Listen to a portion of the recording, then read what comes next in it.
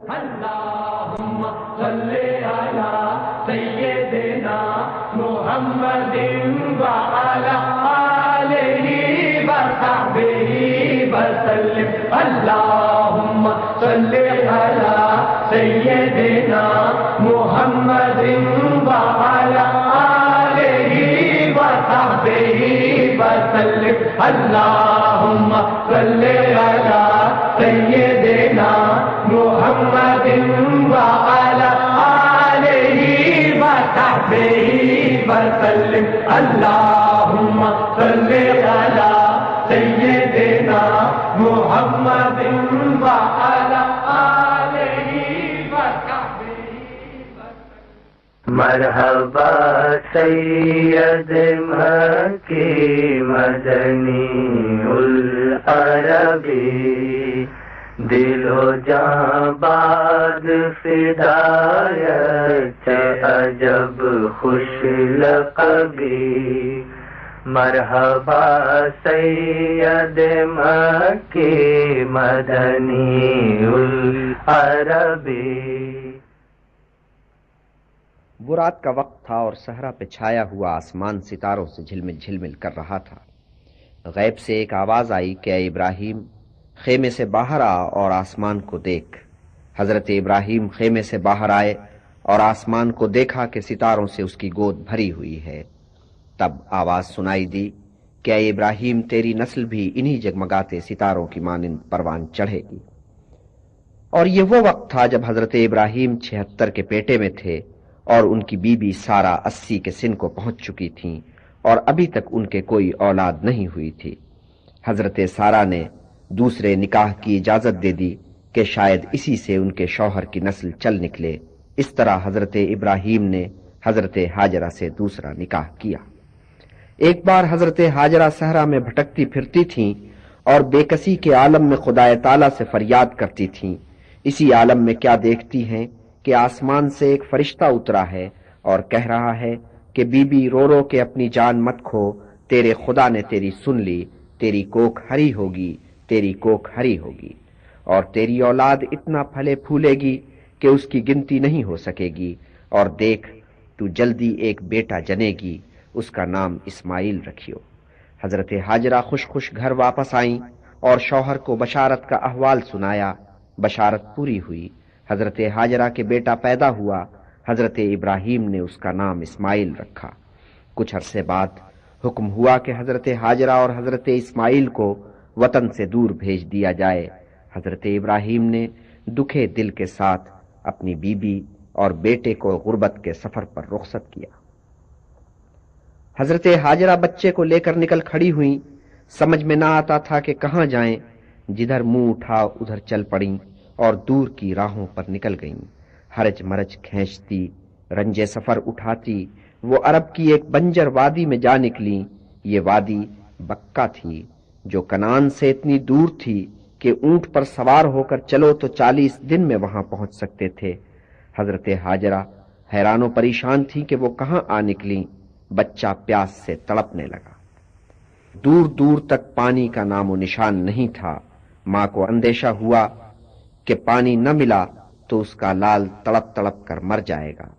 حضرت ہاجرہ سے کچھ بن نہ پڑا تو انہوں نے اپنے لال کو گود سے اتار کر ریت پر لٹایا اور خود ایک ٹیلے پر چڑھ کر ارد گرد نظر دوڑانے لگیں کہ شاید کہیں پانی کے آثار دکھائی دے جائیں یا شاید کوئی قافلہ، کوئی مسافر آتا جاتا نظر آئے تو اسی سے پانی طلب کر لیا جائے.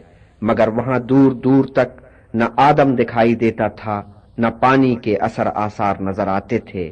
جب اس ٹیلے سے انہیں کچھ نظر نہ آیا تو وہاں سے اتر کر دوسرے ٹیلے پر چڑھ گئیں.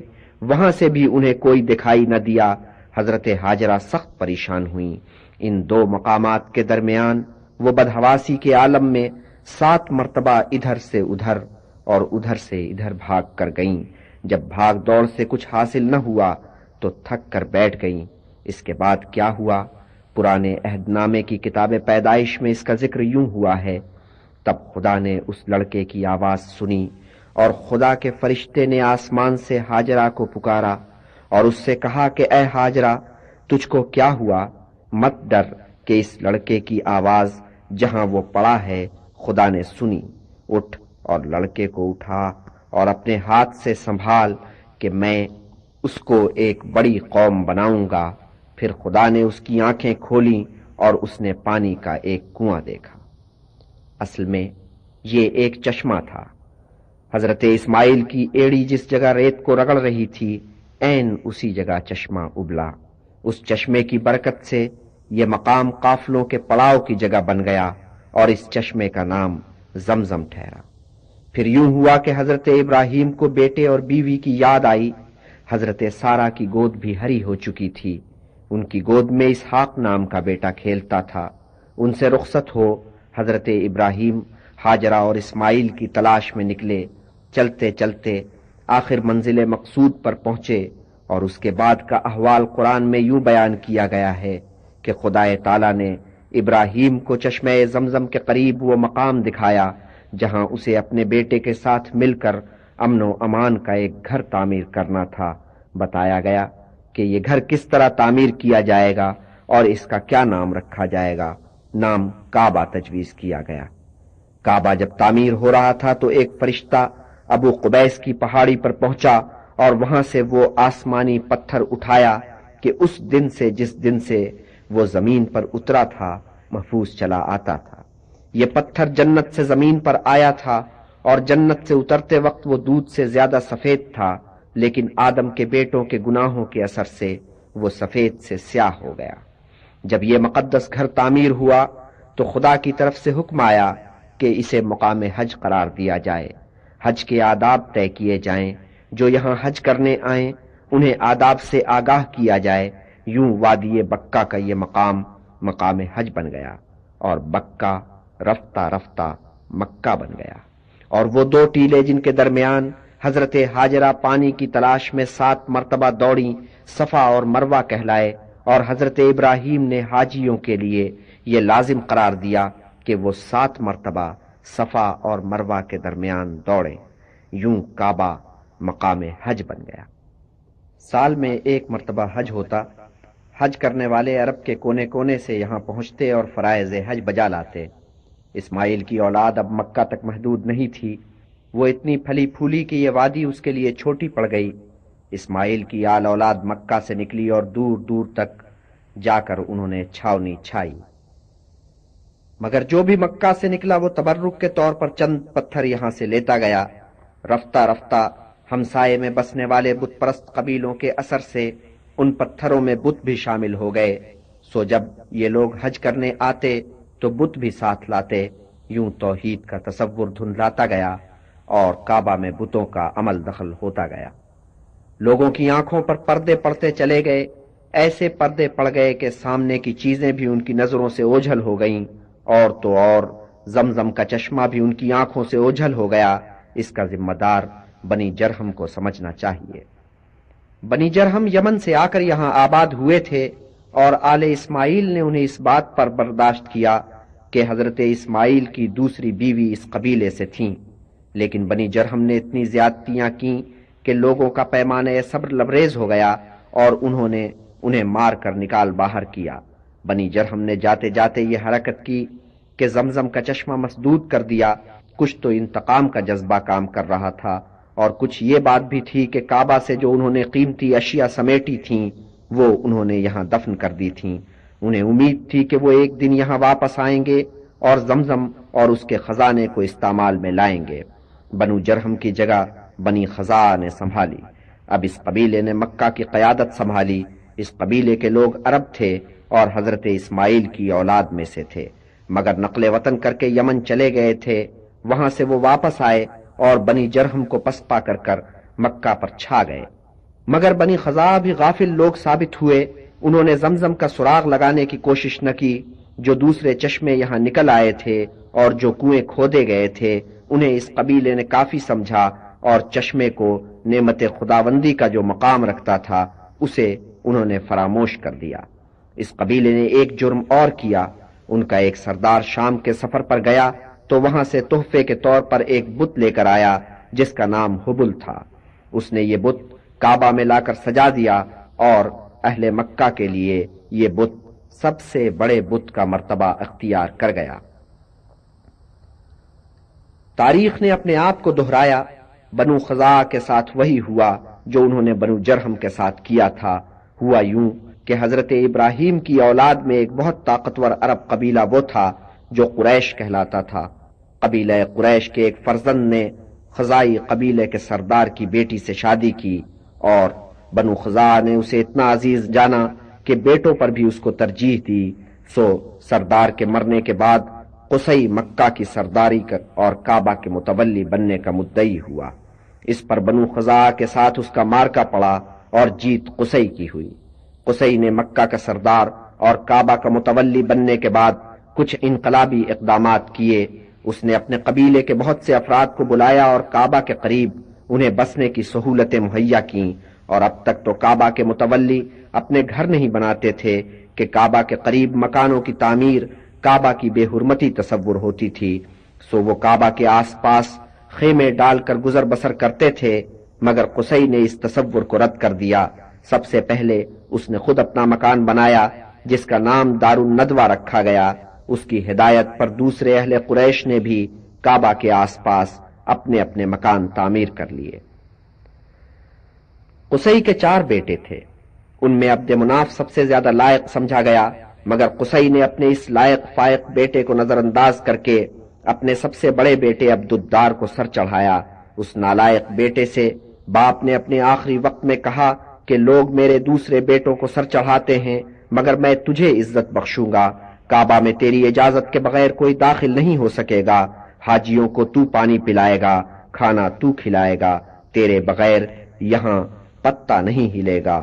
اور اس وصیت کے ساتھ اس نے عبد الدار کو کعبہ کا متولی بنا دیا۔ عبد مناف نے سعادت مندی دکھائی اور باپ کی وصیت کا احترام کرتے ہوئے عبد الدار کو کعبہ کا متولی اور مکہ کا سردار تسلیم کر لیا۔ خیر، عبد الدار کا زمانہ تو خیریت سے گزر گیا، مگر جب عبد الدار کی آنکھ بند ہونے کے بعد یہ عہدے اس کی اولاد کو منتقل ہوئے تو قریش میں اس مسئلے پر اختلاف رائے ہو گیا۔ عبد مناف کا فرزند ہاشم ایک لائق فائق شخص تھا اور قریش کی آنکھوں کا تارا تھا۔ قریش کے آدھے لوگ ہاشم کے گرد اکٹھے ہو گئے اور عبد الدار کے حق تولیت کو چیلنج کیا۔ بات اتنی بڑھی کہ فریقین لڑنے مرنے پر آمادہ ہو گئے، دونوں طرف سفارائی ہونے لگی۔ صاف نظر آ رہا تھا کہ سر کٹیں گے، خون کی ندیاں بہیں گی، مگر بھلا ہو کہ وقت پر صلح صفائی ہو گئی۔ سمجھوتا اس پر ہوا کہ حاجیوں کو کھلانے پلانے کی اور اہل مکہ پر ٹیکس لگانے کی ذمہ داریاں عبد مناف کے بیٹے کے سپرد ہوں گی، کلید کعبہ اور ندوہ کی صدارت عبد الدار کے بیٹوں کے پاس رہے گی۔ سو جب حج کا زمانہ قریب آتا تو ندوہ کے اجتماع میں ہاشم کھڑے ہو کر خطاب کرتے کہ اے اہل قریش، تم اللہ کے گھر والے ہو اور حاجی اللہ کے مہمان ہیں، اور بے شک تم پر اللہ کے مہمانوں کا حق سب مہمانوں سے بڑھ کر ہے، اور خدا کی قسم اگر میرے پاس اتنی دولت ہوتی کہ میں ان کی میزبانی کا حق ادا کر سکتا تو تم سے کبھی سوال نہ کرتا۔ ہاشم کی اپیل کا خاطر خواہ اثر ہوتا، اہل قریش حاجیوں کی راہ میں آنکھیں بچھاتے۔ ہاشم کی عزت بہت تھی، مکہ میں بھی اور مکہ سے باہر بھی۔ ہاشم ہی نے کاروانی سفر کی طرح ڈالی تھی۔ ان کی قیادت میں مکہ سے سال میں 2 کارواں چلتے تھے، ایک کارواں جاڑوں میں جو یمن کی سمت جاتا تھا اور ایک کارواں گرمیوں میں جو شمال مغربی عرب کی طرف روانہ ہوتا تھا اور وہاں سے آگے چل کر فلسطین اور شام تک پہنچتا تھا۔ موسم گرما میں جو کارواں چلتا تھا اس کا پہلا پڑاؤ یثرب ہوتا تھا۔ اس نخلستان میں ایک زمانے میں زیادہ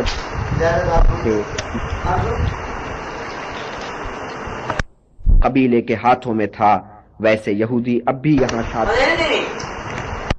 عرب کا یہ قبیلہ اب 2 شاخوں میں بٹ گیا تھا، اوس اور خزرج۔ بنو خزرج میں وہ خاتون بھی تھیں جن کا نام سلمہ تھا، جو عمر نجار کی بیٹی تھی۔ ہاشم نے اس بی بی سے شادی کی خواہش کا اظہار کیا۔ اس بی بی نے شرط پیش کی کہ میرے معاملات میں آپ دخیل نہیں ہوں گے، اور جب میرے بیٹا پیدا ہوگا تو 14 سال کی عمر تک وہ میرے ساتھ یثرب ہی میں رہے گا۔ ہاشم نے یہ شرطیں منظور کر لیں، شادی ہوئی، چاند سا بیٹا پیدا ہوا، نام اس کا شیبہ رکھا گیا، مگر ہاشم کی عمر نے وفا نہیں کی۔ ایک سفر میں بیماری نے اسے آ لیا، فلسطین میں غزہ کے مقام پر اس کا انتقال ہوا۔ ہاشم کے 2 سگے بھائی تھے، عبد الشمس اور مطلب، اور ایک سوتیلا بھائی نوفل۔ عبد الشمس اور نوفل دونوں ہی تجارت کے سلسلے میں لمبے لمبے عرصے کے لیے مکہ سے باہر رہتے تھے، اس لیے حاجیوں کو پانی پلانے اور کھانا کھلانے کی ذمہ داری مطلب بجا لانے لگے۔ رفتہ رفتہ مطلب کو یہ خیال ستانے لگا کہ ان کے بعد یہ ذمہ داری کون سنبھالے گا۔ ایسے میں انہیں اپنے مرحوم بھائی ہاشم کا خیال آیا، سوچا کہ یہ ذمہ داری اسی مرحوم کی اولاد کی طرف منتقل ہونی چاہیے۔ یوں تو ہاشم نے 4 بیٹے چھوڑے تھے، 3 دوسری بیویوں سے اور 1 سلمہ سے، مگر جس نے ناموری حاصل کی وہ سلمہ کا نور نظر شیبہ تھا۔ اس کی لیاقت اور قابلیت کی خبریں یثرب سے نکل کر مکہ تک پہنچ رہی تھیں۔ مطلب احوال واقعی معلوم کرنے کے لیے مکہ سے یثرب پہنچے، جیسا سنا تھا بھتیجے کو ویسا ہی پایا۔ اس کی قابلیت دیکھ کر انہوں نے دل ہی دل میں یہ طے کر لیا کہ اس نوجوان کو اپنا جانشین بنایا جائے، مگر مطلب کی بھاوج بیٹے کو مکہ بھیجنے پر آمادہ نہیں تھیں۔ تب مطلب نے سمجھایا کہ بھاوج ذرا یہ تو سوچو کہ تمہارے بیٹے کا مستقبل یثرب میں کیا ہے، اور مکہ میں میرے ساتھ چلے تو کیا ہوگا۔ مکہ عرب کا صدر مقام ہے، وہاں اللہ کا گھر ہے جس کا متولی ہونا ایک بہت بڑا اعزاز ہے۔ شیبہ کا باپ اس مرتبے پر فائز رہ چکا ہے، شیبہ بھی ایک بڑے باپ کے لائق فرزند ہونے کی بنا پر اس مرتبہ پر فائز ہو سکتا ہے، مگر یہ اعزاز اسے یثرب میں بیٹھے ہوئے نہیں ملے گا۔ اس خاطر لازم ہے کہ ہمارا بھتیجا مکہ چل کر اہل قریش کے ساتھ رچے بسے۔ ماں کو بیٹے کا یہ مستقبل خوشائند نظر آیا، اس نے شیبہ کا ہاتھ چچا کے ہاتھ میں پکڑا دیا۔ مطلب بھتیجے کو ہمراہ لے کر خوش خوش مکہ روانہ ہوئے۔ مطلب مکہ میں اس شان سے داخل ہوئے کہ اونٹ پر آگے وہ بیٹھے تھے، پیچھے شیبہ بیٹھے تھے۔ دیکھنے والوں نے مطلب کے ہمراہ ایک اجنبی نوجوان کو دیکھا تو سمجھے کہ مطلب کوئی غلام خرید کر لایا ہے۔ ان کی زبانوں سے بے ساختہ نکلا عبد المطلب، یعنی مطلب کا غلام۔ مطلب نے کہا کہ خدا تمہیں سمجھے، یہ کیا کہتے ہو؟ یہ نوجوان میرے مرحوم بھائی ہاشم کا فرزند ہے اور میرا بھتیجا ہے۔ اس پر ایک قہقہا پڑا۔ مطلب کی وضاحت کچھ کام نہ آئی، ہونٹوں سے نکلی، کوٹھوں چڑھی۔ عبد المطلب کا نام ایسا چلا کہ شیبہ کا نام گم ہو گیا، عبد المطلب نام عام ہوا۔ مطلب نے ہاشم کا مال و متاع عبد المطلب کے سپرد کرنا چاہا تو نوفل نے اس تجویز کی سخت مخالفت کی، مگر ادھر مطلب اس تجویز پر ڈٹ گئے اور ادھر یثرب سے بھی عبد المطلب کے حمایتی آن موجود ہوئے۔ نوفل کو منہ کی کھانی پڑی۔ عبد المطلب باپ کے جائز وارث ٹھہرے۔ چند 1 برس بعد مطلب کا انتقال ہو گیا۔ کعبے کے سلسلے میں جو ان کی ذمہ داریاں تھیں وہ عبد المطلب نے سنبھالیں، اور ایسا کہ وہ اپنی جگہ پر اتنے مستحکم تھے کہ نوفل اور ان کے ہم نواؤں نے چوں تک نہیں کی، اور عبد المطلب نے بھی یہ ذمہ داریاں اس خوش اسلوبی سے انجام دیں کہ لوگ کہنے لگے کہ یہ نوجوان تو باپ اور چچا سے بھی سبقت لے گیا۔ شمال مغربی سمت میں کعبہ سے متصل ایک چھوٹا سا احاطہ ہے۔ اس کے اندر جو چبوترا ہے اسے حجر اسماعیل کہتے ہیں۔ وجہ تسمیہ یہ ہے کہ ان پتھروں کے نیچے حضرت ہاجرہ اور حضرت اسماعیل کی قبریں ہیں۔ کعبہ سے قرب کے شوق میں عبد المطلب وقتاً فوقتاً اسی چبوترے پر اپنا بستر بچھاتے اور پڑ رہتے۔ ایک شب جب وہ یہاں محو خواب تھے تو انہیں ایک بشارت ہوئی۔ دیکھا کہ کوئی کھڑا ہے اور کہتا ہے کہ اے عبد المطلب اٹھ اور کھود کہ صاف و شیریں برآمد ہو۔ عبد المطلب نے حیران ہو کر پوچھا کہ وہ کیا شے ہے؟ فوراً ہی کہنے والا نظروں سے اوجھل ہو گیا۔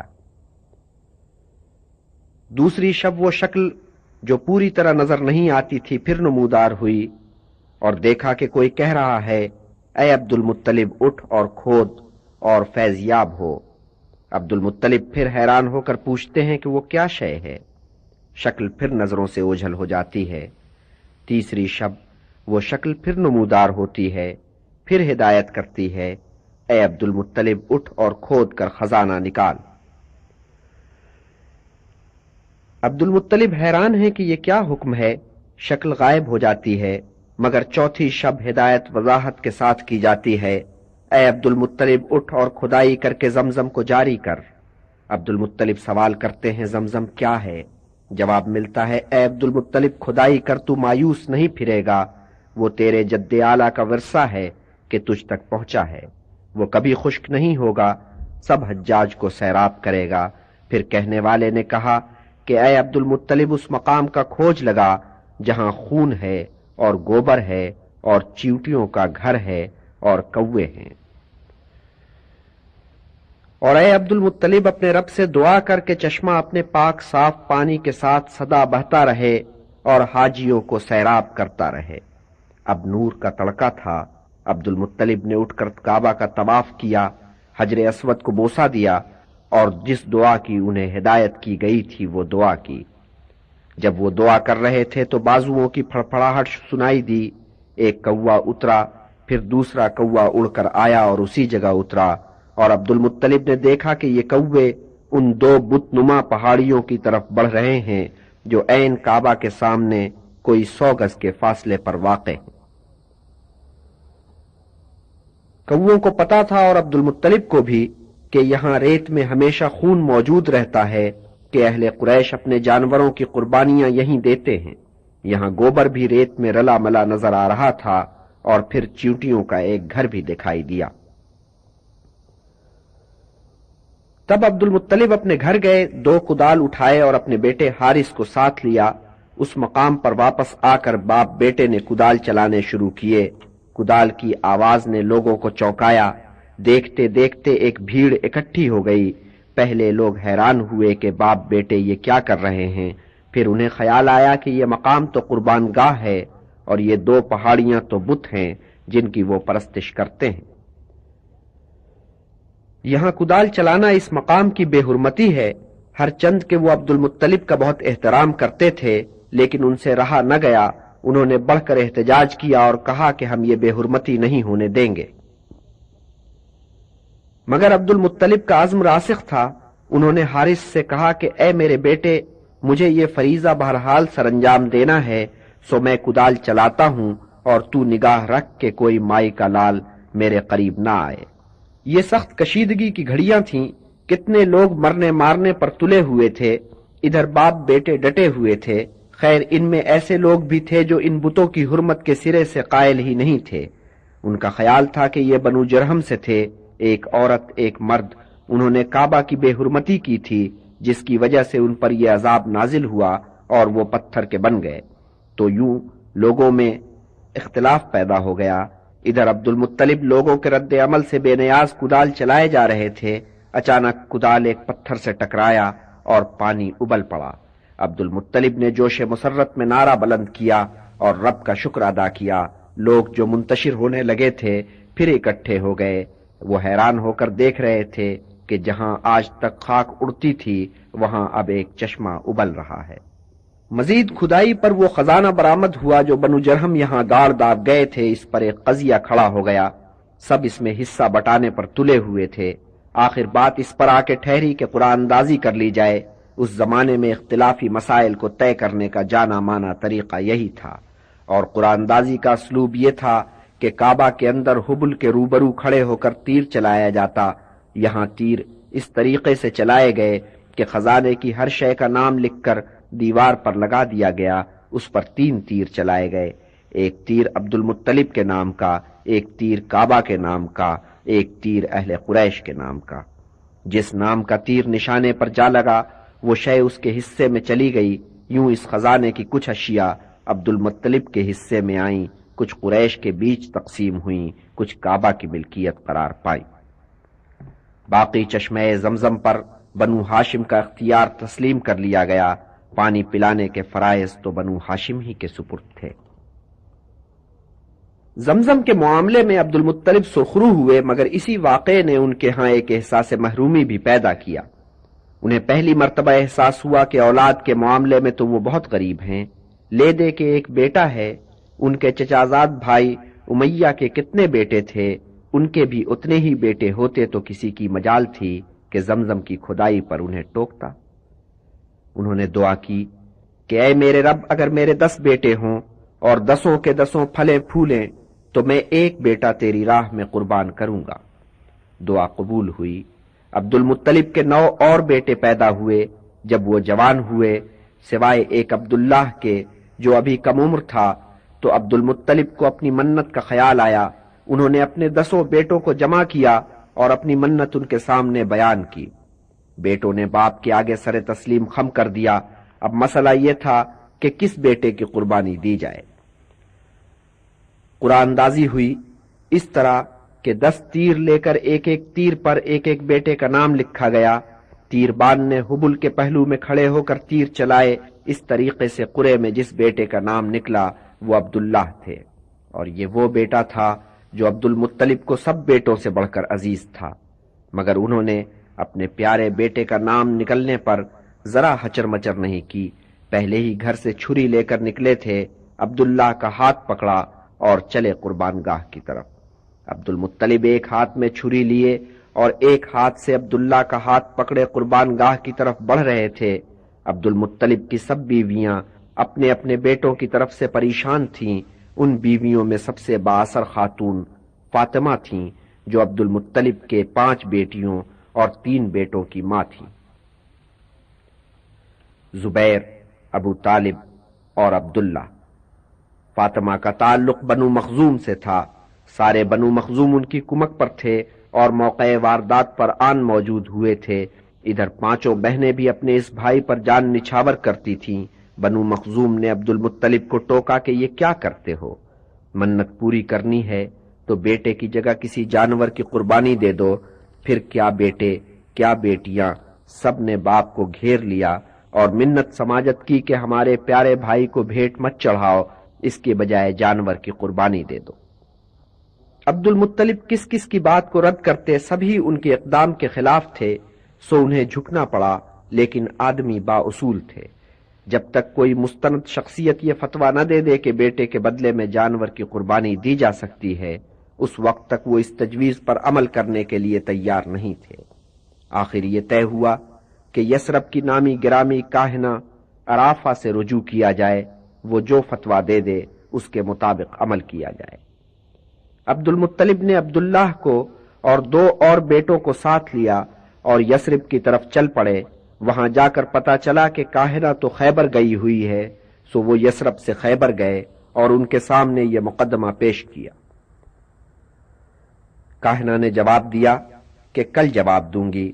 दूसरे दिन जब अब्दुल मुत्तलिब काहिना की खिदमत में पहुंचे तो उसने कहा, ऐ अब्दुल मुत्तलिब, जा अपने शहर वापस जा, अपने बेटे को खड़ा कर, बेटे के बराबर 10 ऊंटों को खड़ा कर, फिर 10 ऊंट मजीद उन ऊंटों के साथ शामिल कर और फिर तीर चला।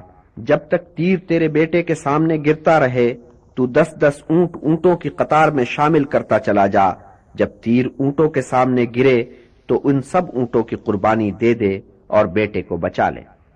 अब्दुल मुत्तलिब ने मक्का जाकर इस तजवीज पर अमल किया। कितनी बार तीर चलाया और कितनी बार वो अब्दुल्लाह के सामने जाकर गिरा। अब्दुल मुत्तलिब ने हर बार 10 ऊंटों का इजाफा किया, यहां तक कि ऊंटों की तादाद 100 हो गई। तब तीर ऊंटों के सामने जाकर गिरा। सब खुश हुए कि बेटा बच गया।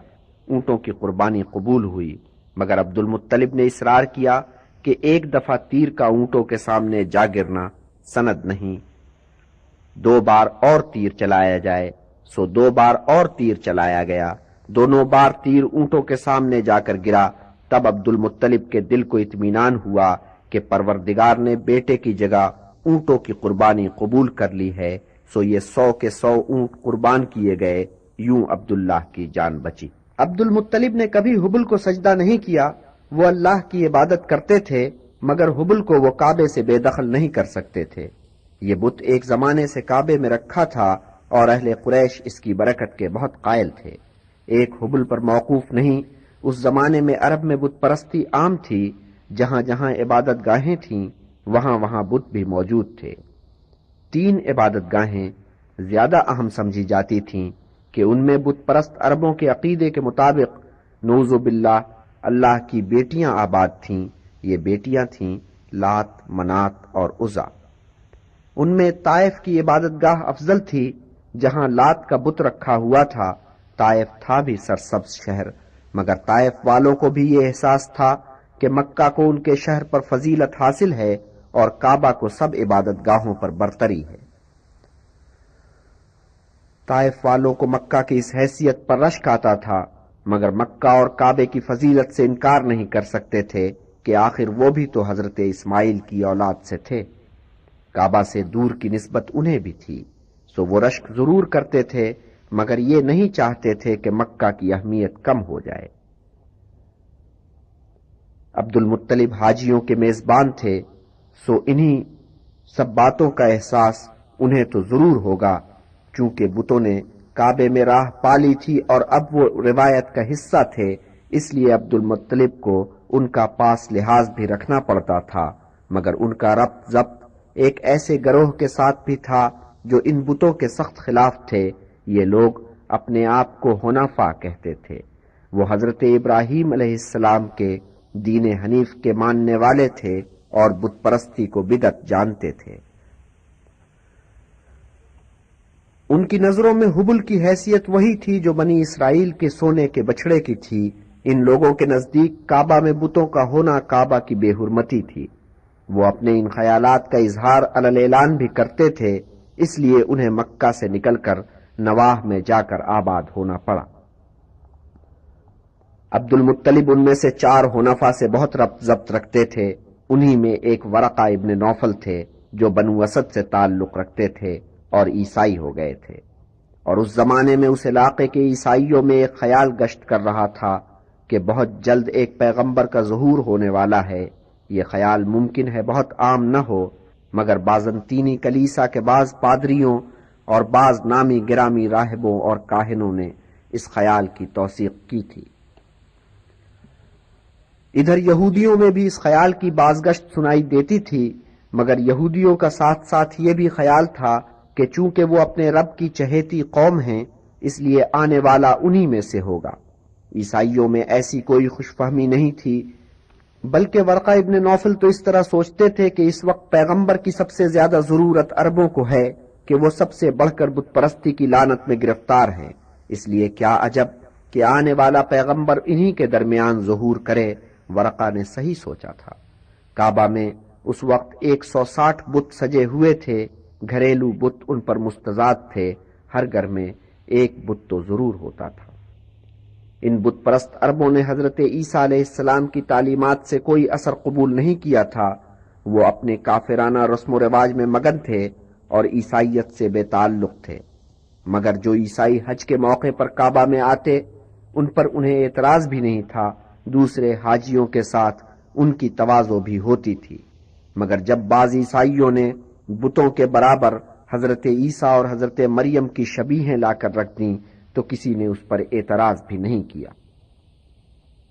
ورقہ کا معاملہ اپنے قبیلے کے لوگوں سے کسی قدر مختلف تھا۔ وہ پڑھے لکھے آدمی تھے، انہوں نے دینیات کا مطالعہ کیا تھا، توریت اور انجیل کے شناور تھے، اس شناوری نے انہیں ایک بصیرت عطا کی تھی۔ حضرت عیسیٰ نے جو ایک خبر دی تھی اس کے روایتی مفہوم سے وہ مطمئن نہیں تھے کہ وہ خود اپنی طرف سے کلام نہیں کرے گا، بلکہ جو سنے گا وہ بیان کرے گا۔ وہ ان الفاظ کو پڑھتے تھے اور سوچ میں پڑ جاتے تھے کہ ان الفاظ کا مطلب کیا ہے، آخر یہ اشارہ کس کی طرف ہے۔ ورقہ کی ایک بہن تھی قتیلہ۔ قتیلہ ان سے بہت قرب رکھتی تھیں۔ ورقہ کے دل و دماغ میں جو سوال پیدا ہوتے تھے، جو امکانات ان کی چشم بصیرت کو نظر آتے تھے، ان کا ذکر وہ اکثر اپنی بہن سے کیا کرتے تھے۔ قتیلہ بھائی کی باتیں سنتی تھی اور حیران ہوتی تھی۔ آنے والے پیغمبر کا خیال اس کے دل و دماغ میں گردش کرتا رہتا، اور کبھی کبھی اچانک ایک خیال اس کے اندر جاگتا کہ کہیں وہ پیغمبر آ تو نہیں گیا ہے، کہیں وہ یہیں آس پاس تو نہیں ہے، اور وہ حیرت میں غرق ہو جاتی۔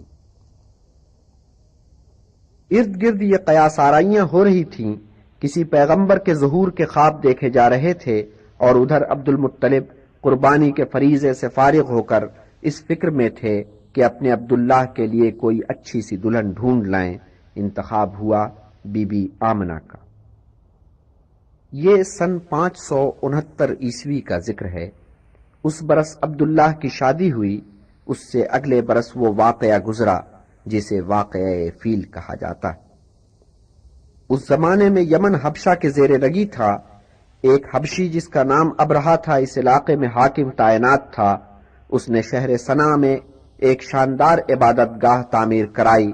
اس محل سے جو ویران پڑا تھا اور ملکہ سبا سے منسوب تھا سنگ مرمر لایا گیا، سونے چاندی کی سلیبیں تیار کی گئیں، ہاتھی دانت اور آبنوس کی لکڑی کا منبر بنایا گیا۔ اس شان سے یہ عبادت گاہ آراستہ ہوئی۔ تب ابرہا نے اپنے حاکم اعلیٰ شاہ نجاشی کو لکھا کہ اے شہنشاہ، میں نے تیری خاطر ایک گرجا تعمیر کیا ہے جس کا ثانی روئے زمین پر کہیں نہیں ہے، اور میں اس وقت تک دم نہیں لوں گا جب تک خلقت عربوں کے کعبے سے منہ موڑ کر اسے اپنا قبلہ نہیں بناتی۔ ابرہا نے اپنے ارادوں کو ڈھکا چھپا نہیں رکھا۔ علل اعلان اس نے ایسی باتیں کی، اس سے حجاز اور نجد کے لوگوں میں غم و غصے کی ایک لہر دوڑ گئی۔ بنو کنانا کے ایک فرد کو ایسا تاؤ آیا کہ سیدھا صنعا پہنچا اور اس گرجا گھر میں توڑ پھوڑ کر خیریت سے واپس آ گیا۔ جب ابرہا تک یہ خبر پہنچی تو وہ غصے سے آگ بگولا ہو گیا۔ اس نے قسم کھائی کہ اب میں کعبہ کو ڈھا کر ہی دم لوں گا۔ فوراً کے فوراً اس نے ایک بڑا لشکر آراستہ کیا۔ یہ لشکر اس کر و فر سے مکہ کی طرف روانہ ہوا کہ آگے آگے ایک لہیم شہیم ہاتھی چل رہا تھا۔ رستے میں کچھ عرب قبیلوں نے ابرہا کا راستہ روکنے کی کوشش کی، لیکن حبشیوں نے انہیں مار بھگایا اور ان کے سردار نفیل کو گرفتار کر لیا۔ اور نفیل نے جان بچانے کی خاطر ابرہا سے یہ سودا کیا کہ تم مجھے جان سے مت مارو، میں تمہیں کعبہ کا رستہ بتاؤں گا۔ جب یہ لشکر طائف کے قریب پہنچا تو طائف والوں کو یہ اندیشہ ہوا کہ کہیں ابرہا ان کے معبد کو کعبہ سمجھ کر مسمار نہ کر ڈالے۔ انہوں نے ابرہا کے حضور جا کر کہا کہ اے ابرہا، ہمارا معبد کعبہ نہیں ہے، یہ تو لات کا بتکدہ ہے، کعبہ آگے ہے۔ اس کے ساتھ انہوں نے یہ پیشکش بھی کر دی کہ ہمارا ایک آدمی تیرے لشکر کے ہمراہ جائے گا اور کعبہ کی راہ بتائے گا۔ ابرہا نے نفیل کے ساتھ اہل طائف کا بھی ایک آدمی کعبہ کی راہ بتانے کے لیے ساتھ لے لیا، لیکن ابھی یہ لشکر مکہ سے 2 میل دور تھا کہ یہ شخص دم توڑ گیا، وہیں اسے دفن کیا گیا۔ عرب اس شخص سے اتنے برہم ہوئے کہ بعد میں انہوں نے اس کی قبر پر پتھر مارے، اور یہ رسم آج تک جاری ہے۔ ابرہا نے مکہ کے قریب پڑاؤ کیا اور گھوڑ سواروں کا ایک دستہ مکہ کی طرف بھیجا۔ یہ دستہ لوٹ مار مچاتا مکہ کے نواح تک گیا اور بہت کچھ لوٹ کر واپس آیا۔ جو مال اس نے لوٹا اس میں عبد المطلب کے 200 اونٹ بھی تھے۔ قریش اور دوسرے ہمسایہ قبیلوں نے ایک ہنگامی جلسہ کیا۔ اس اجلاس کی رائے یہ تھی کہ ابرہا کا مقابلہ بے سود ہے، اس کی طاقت بہت زیادہ ہے۔ اس دوران ابرہا نے مکہ کی طرف ایک قاصد اس پیغام کے ساتھ روانہ کیا کہ ہمیں تم سے لڑنا مقصود نہیں ہے، ہم تو بس کعبہ کو ڈھانے کے لیے آئے ہیں۔ سو اگر تم خون خرابے سے بچنا چاہتے ہو تو تمہارا کوئی نمائندہ ہمارے کیمپ میں آ کر ہم سے بات کر لے۔ اب اس وقت صورتحال یہ تھی کہ اہل قریش کا کوئی باقاعدہ سردار نہیں تھا۔ جب سے مکہ اور کعبہ کی ذمہ داریاں عبد الدار اور عبد مناف کے گھرانے کے درمیان تقسیم ہوئی تھیں، تب سے اہل قریش کے بیچ کوئی سرگروہ نہیں رہا تھا، یا یوں سمجھیے کہ باضابطہ طور پر کوئی سردار نہیں تھا۔ ویسے لوگوں کے دل و دماغ میں یہ بات رہتی تھی کہ قائدانہ حیثیت کس شخص کی ہے۔ چنانچہ اس موقع پر اہل قریش نے بلا تامل اس قاصد سے کہا کہ عبد المطلب کے پاس جاؤ اور ان سے بات کرو، وہ تمہارے سردار سے ملیں گے۔ اور عبد المطلب اپنے ایک بیٹے کو ہمراہ لے کر ابرہا کے پاس پہنچے۔ ابرہا انہیں دیکھ کر ان کی شخصیت سے اتنا مرعوب ہوا کہ استقبال کے لیے کھڑا ہو گیا، اور پھر اپنی مسند سے اتر کر ان کے برابر قالین پر آن بیٹھا۔ ترجمان کے ذریعے ان سے پوچھا کہ بتائیے آپ ہم سے کیا رعایت چاہتے ہیں۔ عبد المطلب نے کہا، اے ابرہا، تیرے آدمی میرے 200 اونٹ لے آئے ہیں، وہ مجھے واپس کیے جائیں۔ ابرہا نے تعجب سے عبد المطلب کو دیکھا اور کہا کہ اے عبد المطلب، تو کمال شخص ہے، کعبہ کی تو تجھے فکر نہیں، اپنے اونٹوں کی پڑی ہوئی ہے۔ عبد المطلب نے جواب دیا کہ اے ابرہا، چونکہ اونٹ میرے ہیں اس لیے مجھے ان کی فکر ہے، رہا کعبہ کا معاملہ تو جس کا وہ گھر ہے وہ اس کی فکر کرے گا۔ ابرہا نے کہا جو بھی اس کا مالک ہے وہ اسے تباہ ہونے سے بچا نہیں سکے گا۔ خیر یہ تو اس وقت دیکھا جائے گا۔ عبد المطلب نے مختصر جواب دیا اور اپنے 200 اونٹ لے کر واپس چلے آئے۔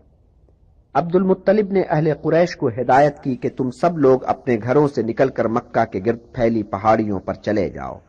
یہ ہدایت کر کے انہوں نے چند عزیزوں کو ساتھ لے کر کعبہ کا رخ کیا۔ انہوں نے در کعبہ کی زنجیر کو تھاما اور گڑ گڑا کر دعا کی کہ اے رب العزت، تیرے بندے اپنے گھروں کی حفاظت کر رہے ہیں، تو اپنے گھر کی حفاظت کر۔ یہ دعا کر کے عبد المطلب بھی پہاڑی پر چڑھ گئے اور ایسے مقام پر جا کر جگہ سنبھالی جہاں سے ابرہا کی نقل و حرکت کا مشاہدہ کیا جا سکے۔ یہ رات کا ذکر تھا۔ جب صبح ہوئی تو ابرہا نے بڑے زور شور کے ساتھ کعبہ کی سمت کوچ کیا۔ سب سے آگے ہاتھی تھا جسے ایک شخص انیس ہانک رہا تھا۔ انیس کے ہمراہ نفیل تھا جو اسے کعبہ کا رستہ بتاتا چل رہا تھا، اور نفیل نے انیس کی صحبت میں رہ کر وہ الفاظ یاد کر لیے تھے جن الفاظ میں انیس ہاتھی کو ہدایات دیتا تھا۔ جب ہاتھی کعبہ کے قریب پہنچا تو انیس نے ہاتھی کی یلغار کے لیے احکامات حاصل کرنے کی غرض سے پیچھے مڑ کر دیکھا۔ وہ ادھر سردار سے احکامات لینے لگا، ادھر نفیل نے ہاتھی کے کان میں چپکے سے مگر بہت تحکمانہ لہجے میں کہا کہ اے ہاتھی جھک جا۔ ہاتھی نے حکم کی تعمیل کی۔ وہ آہستہ آہستہ جھکتا چلا گیا اور ایسا جھکا کہ بیٹھ ہی گیا، اور ایسا بیٹھا کہ پھر انیس نے لاکھ اسے اٹھانے کی کوشش کی مگر وہ کھڑا نہیں ہوا۔ ڈانٹا، پھٹکارا، پچکارا، کچوکے دیے مگر ہاتھی کسی صورت کھڑا نہیں ہوا۔ انیس نے آخر ایک ترکیب سوچی کہ لشکر واپس یمن کی طرف کوچ کرے۔ یہ ترکیب کامیاب ہوئی۔ ہاتھی نے لشکر کو واپس جاتے دیکھا تو اٹھ کھڑا ہوا اور لشکر کے پیچھے پیچھے چلنے لگا۔ ابرہا نے یہ دیکھ کر کہ ہاتھی اٹھ کھڑا ہوا ہے پھر واپس چل کر کعبہ پر یلغار کا حکم دیا، مگر ہاتھی جب کعبہ کے قریب پہنچا تو یلغار کرنے کی بجائے پھر جھکا اور بیٹھ گیا۔ ابرہا میں ذرا بھی سمجھ ہوتی تو یہ اشارہ اس کے لیے بہت کافی تھا، مگر وہ تو اندھا ہو گیا تھا اور کعبہ کو ڈھانے پر تلا ہوا تھا۔ اس نے لشکر کو یلغار کا حکم دیا۔ بس اسی گھڑی مغرب سے ایک کالی گھٹا اٹھی اور اس کے ساتھ ہی ایک عجیب و غریب آواز سنائی دی۔ دیکھتے دیکھتے یہ کالی گھٹا سر پر منڈلانے لگی۔ اصل میں یہ ابابیلیں تھیں، ان گنت ابابیلیں۔ ہر ابابیل کی چونچ میں ایک کنکری اور پنجوں میں ایک کنکری، جو کنکری گری نشانے پر لگی سر پر گرتی تھی اور مغز کو پاش پاش کر دیتی تھی اور جسم کو گلا ڈالتی تھی۔ ابابیلوں نے تاک تاک کر کنکریاں پھینکی، کتنے دم کے دم میں فنا ہو گئے، کتنے گھائل ہوئے، کچھ بچ گئے۔ بچنے والوں میں ایک تو ہاتھی تھا اور دوسرا اس کا محاوت انیس۔ ابرہا کا لشکر تتر بتر ہو گیا۔ کچھ لشکریوں نے جان کی خیر مانگی اور حجاز ہی میں رہ پڑے۔ باقی جو بچ رہے تھے برے حالوں واپس ہوئے، مگر ان میں سے کتنے راستے میں ڈھیر ہو گئے۔ ہاں ابرہا سنا میں جا کر ڈھیر ہوا، اور نفیل تو ہاتھی کے کان میں بات کر کے ہی رفو چکر ہو گیا تھا اور پہاڑیوں میں جا چھپا تھا۔ اس واقعے سے قریش کی سارے عرب میں دھاک بیٹھ گئی۔ لوگ سمجھنے لگے کہ یہ لوگ واقعی اللہ کے خاص بندے ہیں۔ اس واقعے کی نسبت سے یہ سال عام الفیل یعنی ہاتھی کا سال کہلایا، مگر ابھی اس سال کے اندر اس سے بڑا اور واقعہ ظہور پذیر ہونے والا تھا۔ جن دنوں ابابیلوں کا یہ معجزہ رونما ہوا ان دنوں عبداللہ مکہ میں نہیں تھے۔ وہ ایک تجارتی کارواں کے ہمراہ فلسطین اور شام کے سفر پر گئے ہوئے تھے۔ واپسی میں وہ یثرب میں ٹھہرے جہاں ان کی ننہال تھی۔ وہاں وہ بیمار پڑ گئے۔ جب کارواں واپس مکہ پہنچا تو عبد المطلب کو پتا چلا کہ عبداللہ یثرب میں بیمار پڑے ہیں۔ انہوں نے حارث سے کہا کہ یثرب جاؤ اور بھائی کو لے کر جلدی واپس آؤ۔ حارث جب یثرب پہنچے تو پتا چلا کہ عبداللہ تو انتقال کر گئے۔ جب حارث عبداللہ کے انتقال کی خبر لے کر مکہ آئے تو وہاں صف ماتم بچھ گئی۔ آمنہ بی بی نے اپنے سرتاج کا بہت سوگ کیا۔ اس سوگ میں بس ایک بات نے انہیں سہارا دیا کہ وہ مرحوم شوہر کے ہونے والے بیٹے کی ماں بننے والی ہیں۔ ولادت کے دن جتنے قریب آتے گئے آمنہ بی بی کے ہاں ایک اطمینان کی کیفیت پیدا ہوتی گئی. انہیں یوں محسوس ہوتا تھا جیسے ان کے آس پاس کوئی روشنی جگمگا رہی ہے، اور ایک دن یہ روشنی اتنی تیز ہوئی کہ انہیں بصرہ اور شام کے محلات دکھائی دینے لگے، اور ایک آواز سنائی دی کہ اے آمنہ، تیرا بچہ کائنات کا سردار ہوگا، جب وہ پیدا ہو تو اسے خدائے واحد کی حفاظت میں دے دینا کہ حاسدوں کی نظر بد سے بچا رہے، اور دیکھ اس کا نام محمد رکھنا. پس اس کے چند ہفتوں کے بعد ہی یہ مبارک ولادت ہوئی. اس گھڑی بی بی آمنہ اپنے چچا کے گھر میں تھیں. انہوں نے عبد المطلب کو پیغام بھجوایا کہ آ کر اپنے پوتے کو دیکھ جاؤ. عبد المطلب خوشی خوشی اس گھر پہنچے، بچے کو گود میں اٹھایا اور چلے کعبہ کی طرف. کعبہ میں پہنچ کر انہوں نے اللہ کا شکر ادا کیا. شہروں میں آباد عربوں میں ان دنوں یہ عام دستور تھا کہ وہ پیدائش کے بعد اپنے بچوں کو صحرا میں بھیج دیتے تھے. وہاں ہر بچے کے لیے کسی دائی کا بندوبست کیا جاتا. وہ دائی اسے دودھ پلاتی، پالتی پوستی. بات یہ ہے کہ عربوں نے شہر نئے نئے بسائے تھے. جہاں تک قریش کا معاملہ تھا تو جب قصی نے انہیں خانہ کعبہ کے آس پاس گھر بنانے کی دعوت دی تھی تب سے انہوں نے شہری بود و باش اختیار کی تھی. اس سے پہلے تو وہ صحرائی زندگی ہی بسر کرتے تھے، سیدھے سچے بدو تھے. خانہ بدوشی ان کا شعار تھی. آج یہاں کل وہاں، جو جگہ بھلی لگی وہاں خیمہ زن ہو گئے. جب ذرا اکتائے اس جگہ سے تو خیمے اکھاڑے، سامان اونٹوں پر بار کیا اور آگے بڑھ لیے. چلتے پھرتے جہاں جی میں آیا خیمے گاڑ لیے. اس طرح وہ قید مکانی سے آزاد تھے اور چلنے پھرنے میں قید زمانی کا احساس بھی نہیں ہوتا تھا. جب وہ خیمے اکھاڑ کے اور دامن سے گرد جھاڑ کر اٹھ کھڑے ہوتے تو وہاں گزارے ہوئے دنوں کو بھی دامن کی گرد کی مثال دل و دماغ سے جھاڑ دیتے تھے. اور چونکہ یہ طے نہیں تھا کہ انہیں کب اور کہاں جا کر خیمے گاڑنے ہیں، اس لیے آنے والے ایام بھی ان پر بوجھ نہیں ہوتے تھے. سو بدوی زندگی نے انہیں زمان و مکان کی قید سے رہائی دلا دی تھی. بدو ایک آزاد مخلوق تھا، اور جہاں آزادی ہوتی ہے وہاں شرافت بھی ہوتی ہے. مگر شہروں میں بسنے والے عربوں کا معاملہ بعد میں مختلف ہو گیا تھا. اب آدمی زمان و مکان کی قید میں تھا. شب و روز اس کے پاؤں کی زنجیر تھے. سستی اور کاہلی مزاجوں میں راہ پالی تھی. شہروں میں آ کر عربوں کو اپنی ہر چیز اور ہر متاع زوال کرتی نظر آ رہی تھی، حتیٰ کہ زبان بھی، جو آدمی کے لیے اور خاص طور پر عربوں کے لیے ایک قیمتی متاع کی حیثیت رکھتی تھی. عرب لکھنے کے فن سے زیادہ آشنا نہیں تھے، مگر بولنے میں زبان کا استعمال خوب جانتے تھے. خطابت ان کا ہنر تھا. ایک آدمی کی لیاقت کا اندازہ اس سے لگایا جاتا تھا کہ وہ کتنا لسان ہے، اور لسانی کی معراج شاعری سمجھی جاتی تھی.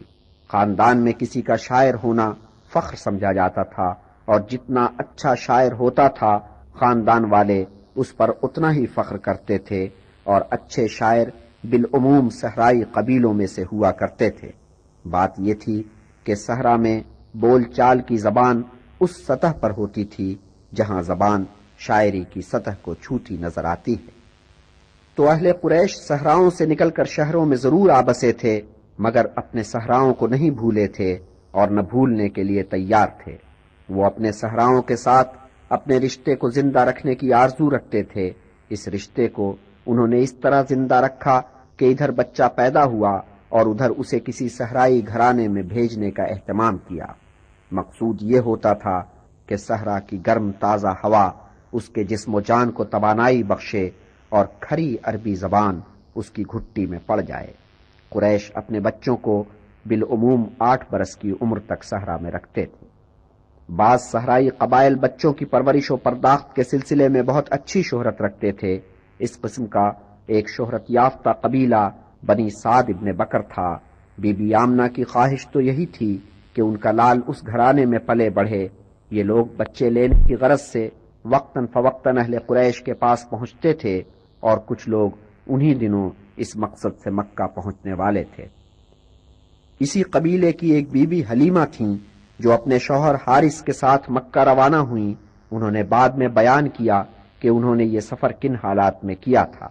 بیان کرتی ہیں کہ وہ قحط کا سال تھا، ہمارے گھر میں کھانے پینے کے لیے کچھ نہیں رہ گیا تھا۔ میں اپنی گدھی پر سوار ہو کر نکلی اور ہمارے ہمراہ ایک بوڑھی اونٹنی تھی جو اب دودھ کا ایک قطرہ بھی نہیں دیتی تھی۔ ہمارے بچے رات بھر ہمیں سونے نہیں دیا کرتے، رات بھر وہ بھوک سے بلکتے رہتے۔ ادھر میرا دودھ خشک ہو چکا تھا اور میری گدھی کا نقاہت سے یہ حال تھا کہ رینگ رینگ کر چل رہی تھی۔ ساتھ میں سفر کرنے والوں کو میری خاطر بار بار رکنا پڑتا تھا۔ بس اس آس پر ہم چل رہے تھے کہ شاید بارش ہو جائے اور اس کی وجہ سے گھاس ہری ہو جائے اور اونٹنی چر کے دودھ دینے کے قابل ہو جائے، مگر پورے سفر میں بارش کا ایک قطرہ نہیں پڑا۔ یہاں تک کہ ہم مکہ پہنچ گئے۔ آمنہ نے اپنے بچے کے لیے کتنوں سے بات کی مگر کوئی آمادہ نہ ہوا۔ بات یہ تھی کہ آمنہ کا بچہ یتیم تھا۔ بچہ لینے والے بچے کے باپ سے بہت توقعات باندھتے ہیں، اس بچے کا باپ نہیں تھا۔ ماں اور دادا سے کتنی توقعات کی جا سکتی تھیں، اور دادا تو ویسے بھی اپنی عمر کی آخری منزل میں تھے۔ ان کی آنکھ بند ہو جانے کے بعد ان کے بیٹے سب کچھ ہوں گے، یتیم پوتے کو کون پوچھے گا؟ مگر دوسری طرف حلیمہ بی بی کی بھی صورت احوال کچھ اس قسم کی تھی۔ بچے والے بھی تو یہ دیکھتے ہیں کہ جن والدین کی تحویل میں بچے کو دے رہے ہیں وہ کچھ استطاعت بھی رکھتے ہیں یا بالکل ہی بھوکے ننگے۔ حلیمہ اور حارث کا حال اپنے قبیلے کے دوسرے افراد کے مقابلے میں کچھ زیادہ ہی پتلا تھا، تو مختلف والدین نے حلیمہ بی بی کے مقابلے میں کسی دوسری بی بی کو اپنے بچے کے لیے چن لیا۔ رفتہ رفتہ یہ ہوا کہ بنو سعد کی ہر بی بی کی گود کوئی نہ کوئی بچہ آ گیا، بس حلیمہ ہی کی گود خالی رہ گئی۔ حلیمہ بی بی نے بیان کیا کہ جب ہم لوگ مکہ سے روانہ ہونے لگے تو میں نے اپنے شوہر سے کہا کہ اے میرے سرتاج، میں مکہ سے خالی گود نہیں جاؤں گی، میں آمنہ کے گھر چل کر اس کے یتیم بچے کو گود لیے لیتی ہوں۔ حلیمہ بی بی آمنہ بی بی کے گھر پہنچی، ان کے لال کو گود لیا اور واپس ہو لیں، اور بیان کیا حلیمہ بی بی نے کہ جب میں نے اس بچے کو سینے سے لگایا تو اسی آن سے دودھ کی کوئی کمی نہ رہی، اس نے جی بھر کر دودھ پیا۔ اس کے بعد میرے اپنے بچے نے دودھ پیا۔ ادھر میرا شوہر اونٹنی کے قریب گیا تو دیکھ کر ششدر رہ گیا کہ اس کے تھن بھی دودھ سے بھرے ہوئے ہیں۔ ہم دونوں نے جی بھر کے دودھ پیا، پھر ہم وہاں سے چلے، اور جب میں اسے گود میں لے کر اپنی گدھی پر بیٹھی تو حیران رہ گئی، کہاں تو وہ اتنی مریل تھی کہ گھسٹ گھسٹ کر یہاں پہنچی تھی، اور کہاں اب اتنی پھرتیلی ہو گئی تھی کہ گھوڑی کی طرح دوڑ رہی تھی۔ قافلے والوں نے حیرت سے اس گدھی کو دیکھا اور پوچھا کہ اے حلیمہ، یہ وہی گدھی ہے جس پر تو آئی تھی؟ میں نے کہا ہاں ہے تو وہی۔ قافلے والے حیران ہوئے اور بولے کہ لگتا ہے کہ اس کی کایا کلپ ہو گئی ہے، اور پھر یوں بیان کیا حلیمہ نے کہ خدا کی قسم بنو سعد کے علاقے سے زیادہ بنجر علاقہ میرے تصور میں نہیں آتا، لیکن اس بچے کی آمد کے بعد عجب ہوا کہ میری بکریاں جب چر کر شام کو واپس آتی تو ان کے تھن دودھ سے بھرے ہوتے، ہم ان کا دودھ دوہتے اور پیٹ بھر کر پیتے۔ ادھر دوسروں کی بکریوں اور اونٹنیوں کا یہ حال تھا کہ ان کے تھنوں سے دودھ کا قطرہ نہیں نکلتا تھا، اور میری پڑوسنیں شوہروں سے تقاضا کرتی کہ جانوروں کو تم بھی وہیں جا کر چراؤ جہاں حلیمہ کا ریوڑ چرتا ہے۔ ان کے شوہر اپنے ریوڑوں کو وہیں لے جاتے اور چراتے جہاں میرا ریوڑ جا کر چرتا تھا، مگر نتیجہ وہی ڈھاک کے 3 پات۔ بچہ اللہ آمین کر کے 2 برس کا ہوا، ماشاء اللہ اٹھان اچھی تھی، خوب تندرست تھا۔ حلیمہ بی بی اسے لے کر مکہ گئیں۔ بچہ کی ماں سے کہا کہ بی بی مکہ کی آب و ہوا اچھی نہیں، اس بچے کو تم ابھی تھوڑا عرصہ اور میرے پاس رہ جانے دو، اس میں ذرا اور جان آ جائے، پھر تم شوق سے اسے مجھ سے لے لینا۔ آمنہ بی بی رضامند ہو گئیں اور بچے کو حلیمہ بی پھر اپنے ساتھ اپنے صحرائی علاقے میں لے گئیں، لیکن وہاں اب کے عجب ماجرا ہوا، اور یوں بیان کیا حلیمہ بی بی نے کہ ہماری واپسی کے کئی مہینے بعد کی بات ہے کہ وہ اور میرا بیٹا دونوں خیمے کے پیچھے مینڈھوں کے ساتھ کھیل کود رہے تھے کہ میرا بیٹا بھاگا بھاگا میرے پاس آیا، سخت گھبرایا ہوا تھا، کہنے لگا کہ اے میری ماں، یہ جو ہمارا قریشی بھائی ہے اس کے ساتھ عجب ہوا، سفید براق کپڑوں میں ملبوس 2 اجنبی آئے، انہوں نے اسے پکڑ کر لٹایا اور اس کا سینہ چاک کر کے اسے اندر سے ٹٹولا، یہ سن کر میں اور حارث دوڑ کر وہاں پہنچے تو اور تو کوئی نہیں تھا، محمد اکیلے کھڑے تھے، مگر اس حال میں کہ ان کا چہرہ بالکل پیلا پڑ گیا تھا۔ ہم نے انہیں سینے سے لگایا اور پوچھا کہ بیٹے کیا ہوا؟ بولے کہ 2 سفید براق اجنبی آئے اور میرا سینہ چاک کر کے اسے ٹٹولا، جانے کیا ڈھونڈ رہے تھے۔ حلیمہ اور حارث نے ادھر ادھر گھوم پھر کر بہت ان اجنبیوں کو تلاش کیا، مگر اس حلیے کے آدمی انہیں دور دور تک کہیں دکھائی نہیں دیے۔ حلیمہ اور حارث حیران و پریشان تھے کہ اگر 2 ایسے آدمی آئے تھے تو وہ گئے کہاں۔ دونوں بچوں سے انہوں نے بار بار پوچھ گچھ کی، مگر انہوں نے ہر بار وہی واقعہ سنایا جو پہلی بار سنایا تھا، مگر بچے کے سینے پر کوئی زخم یا کسی قسم کا نشان نہیں تھا۔ ہاں، اس کی پشت کے بیچوں بیچ ایک ننھا سا نشان ضرور دکھائی دیا، ننھا سا مگر بہت واضح بیضوی شکل کا، مگر یہ نشان تو پیدائش کے وقت سے موجود تھا۔ وہ تو خیر حضور کا بچپن تھا، اس وقت بچوں والی ٹوٹی پھوٹی زبان میں جو بیان کر سکتے تھے بیان کر دیا، مگر بڑے ہو کر آپ نے اس واردات کو تفصیل سے بیان کیا اور یوں فرمایا کہ 2 شخص سفید براق پوشاک میں ملبوس، ایک سنہری تشت لیے کہ برف سے لبریز تھا، نمودار ہوئے۔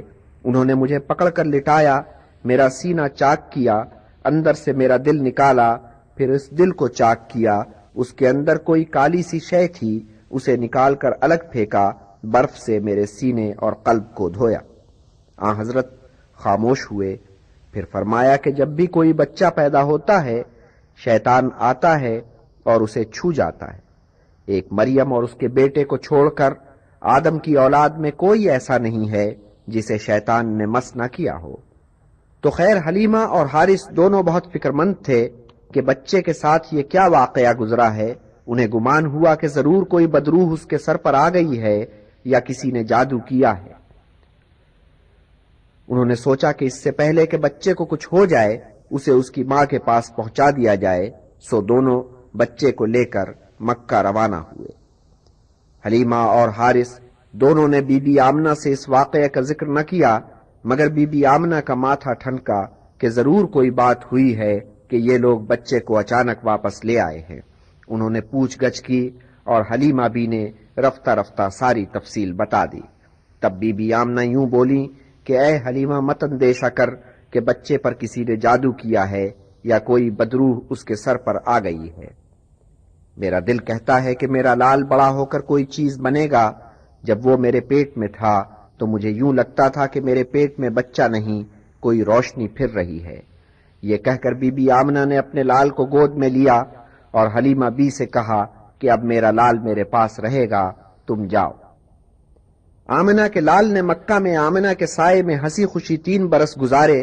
دادا کی آنکھوں کا تارا تھا، چچا تایوں کا چہیتا تھا، چچا تایوں کے بچوں کے ساتھ اٹھتا بیٹھتا ہنستا کھیلتا، مگر جن بچوں کے ساتھ سب سے زیادہ پیار محبت تھا وہ تھے حمزہ اور صفیہ۔